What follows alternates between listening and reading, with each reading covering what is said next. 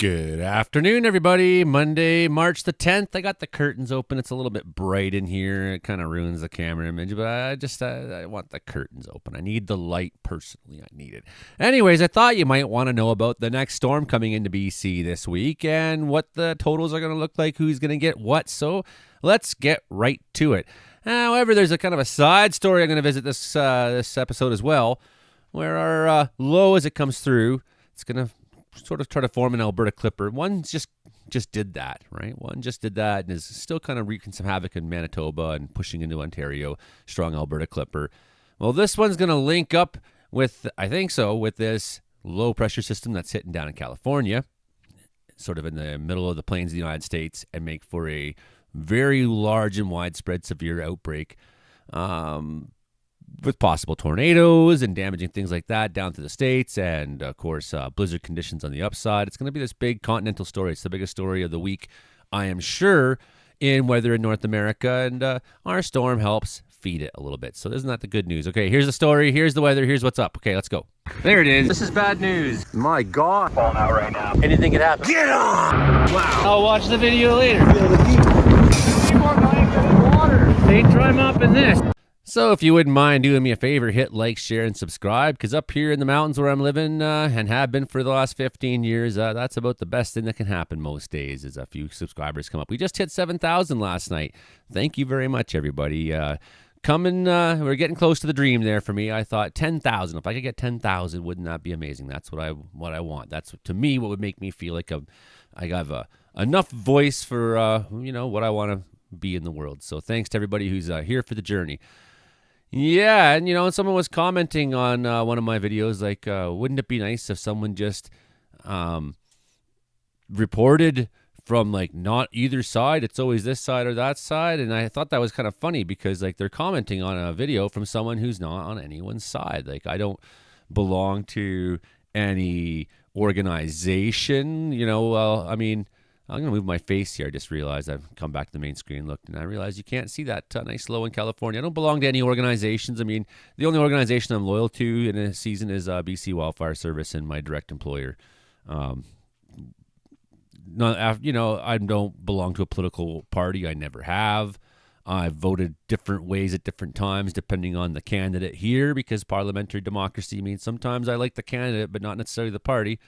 I have voted a couple times in ways that seem contrary to the politics you might think I have. I don't belong to anybody. I'm not paid for by anybody. I'm open to having a sponsor here if anyone wants advertising, but I struggle with I don't have anybody above me. I don't have anyone telling me what I can and can't say or how I should think or what I should look like or what I should do. And that's why you're here at Caribou Weather Dude YouTube channel, to see the mountain man himself.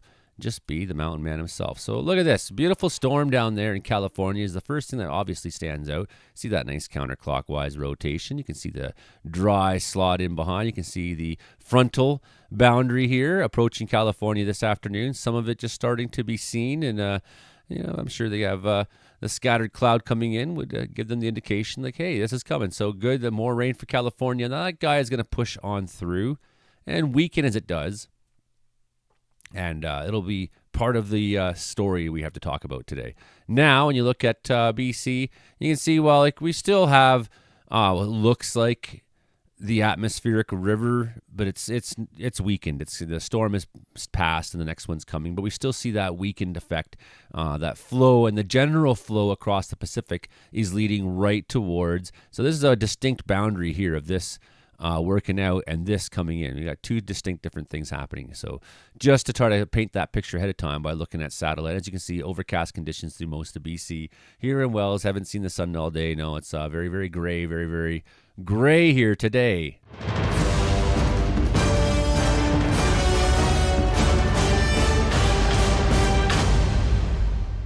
So we don't have any warnings or statements or anything like that on for BC today. Just kind of a gloomy day. That's how I would describe a day like today. Just, more or less gloomy for most places. Maybe some of you have seen a little bit of sun. I don't know.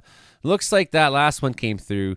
Was pretty healthy storm when it came through. Yeah, like we had giant rocks on the road in Lillooet, and reports of heavy snowfall and whiteout conditions through 100 Mile House and things like that. And then it went south and caused, all the snow to head on its way down there. So a little bit of a story, that last one. And we're going to see something kind of like that again here in a day or two.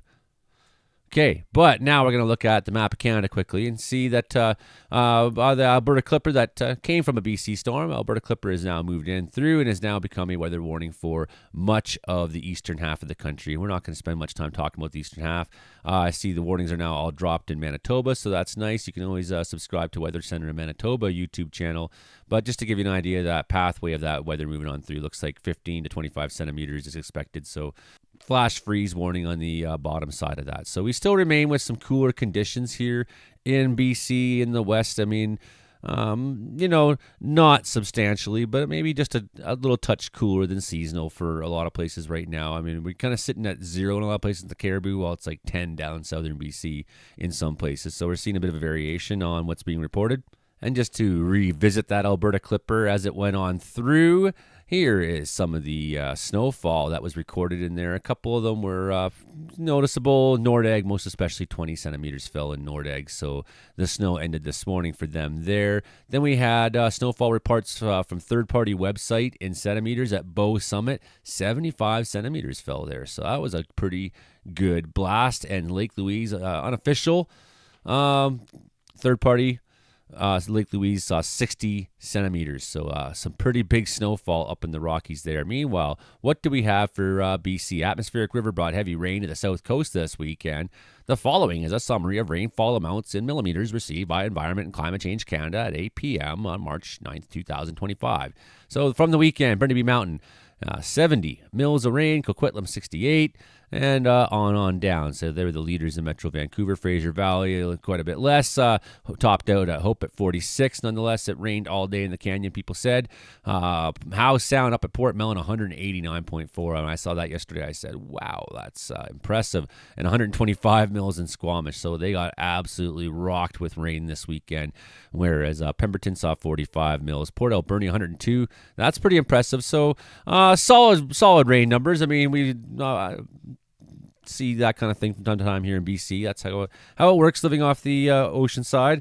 Nonetheless, impactful storm through the weekend that had variable effects throughout the province. Okay, now we saw a daily maximum temperature record that was set on March 8th. So a couple days ago now, Cache Creek hit 15.6 and Kamloops hit 17.6. That is rather unbelievable. And there has been a couple reports of fires already in the Kamloops zone. I think there's been 2 reports so far. Nothing that got out of control or did anything crazy, but it stands to be noticed that we've got 17-degree pushing to 18 and seeing a couple fire starts already in March. I mean, that is very telling, and we know we just do not have the snow that we wish that we had for much of the lower. I mean, we have snow here in Wells. I mean, you've seen from my videos, like there's snow here, but there's been a lot of winters where we have a lot more than we have right now. In fact, this is still probably on the lowest scale, like of the lowest winters I've seen here in Wells so far.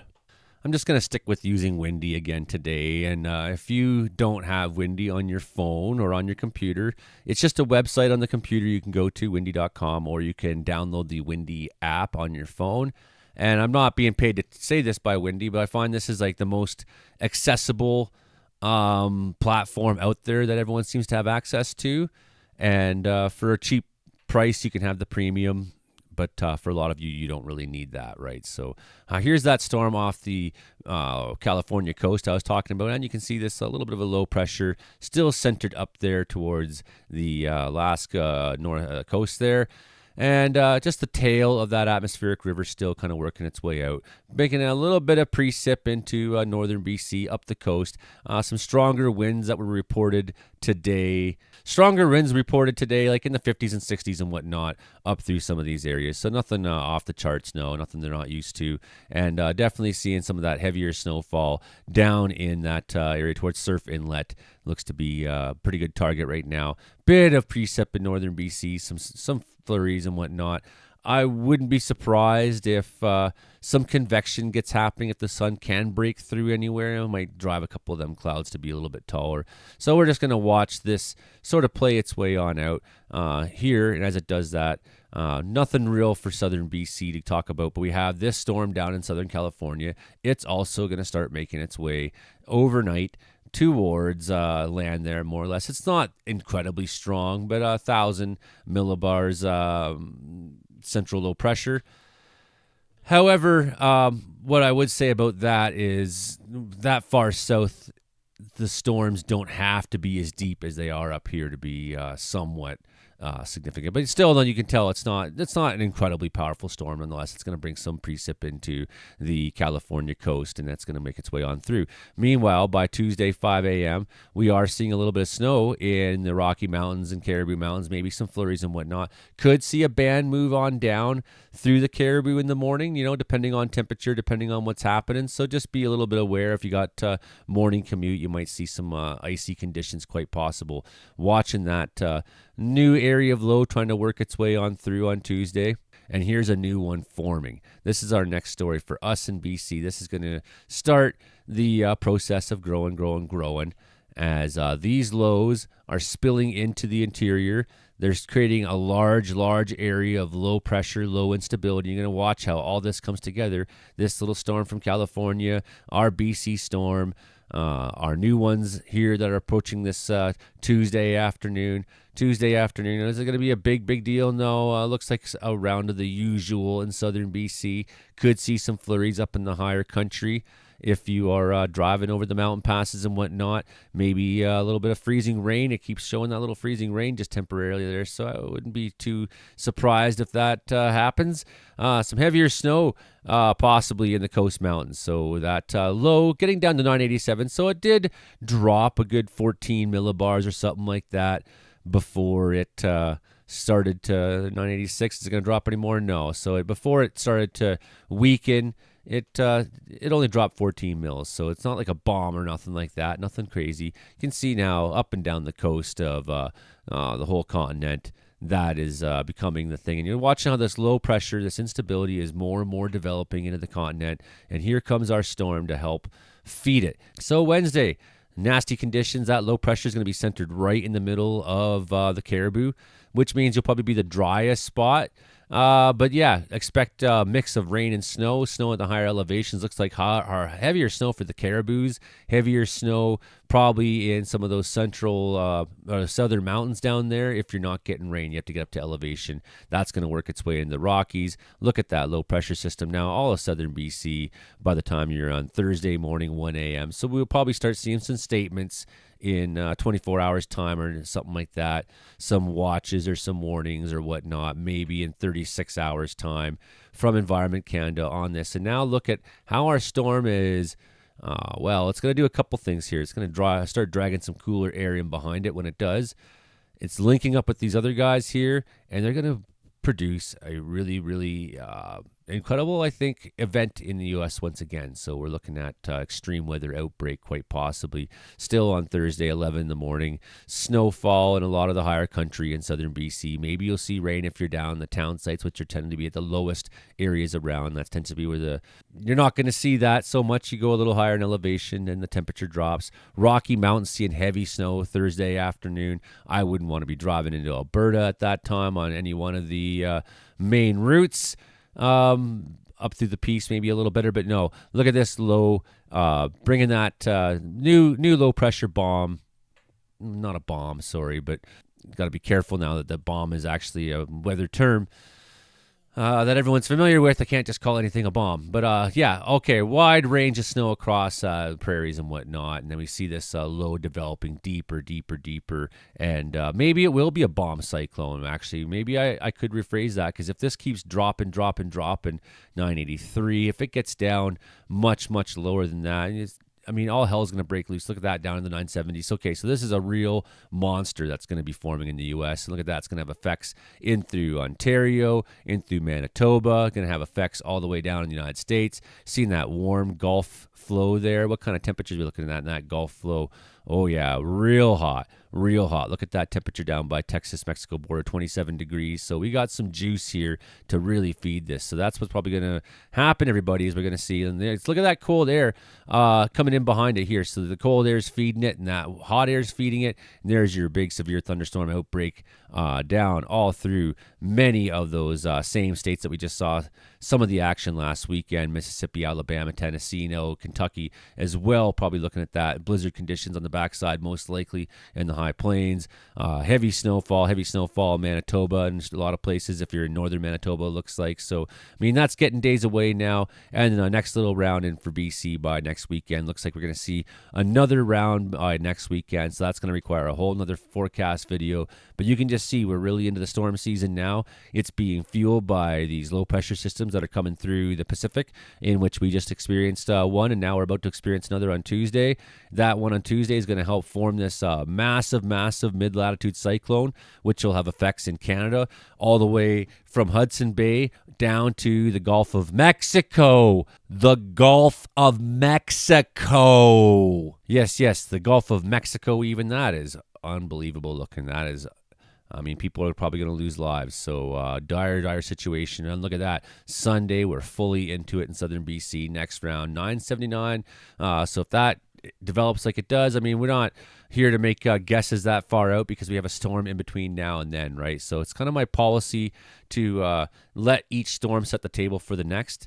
So, you know, we're going to ride the one out midweek, and then we'll have a really good picture on what's coming with this one, right? But more or less, it's following a pattern that's pretty predictable. What if that high pressure gets established way off of the coast? We're looking far out now. I'm not going to guess too much. That's already almost a week away from now. So look at that high pressure. If that high pressure forms out there, it may have a different story for us. But temperature, we didn't really talk temperature much on this whole story. And as you can see, we're looking at some cold weather outbreaks. Northern BC seeing some minus 26s at night, minus 27s. Oh boy. So look at this cold. This is the last thing we got here to talk about is when that low comes through, it's going to come bringing cooler temperatures than we might like. And I've already been out chopping some wood today. Look at some of these temperatures, and I'm looking at in the middle of the morning and whatnot, but here we are in northern BC Thursday night at 5 a.m., 27 up there, so 24 in Fort Nelson, 27 high level Alberta, Prince George only at minus 10, so still a touch on the cooler side. Head to Friday night, 22 below in Fort Nelson, so you're going to get a bit of a revisit on this Arctic weather up there. Won't be too bad for us down here. Chilly nights, sure, but hey, that's nothing we can't really weather. It's more for you guys in the northern part of BC. I think that you're going to see some of that cold air, kill your joy until, whenever we start getting this. Says Wednesday the 19th, but, let's just remain skeptical for now.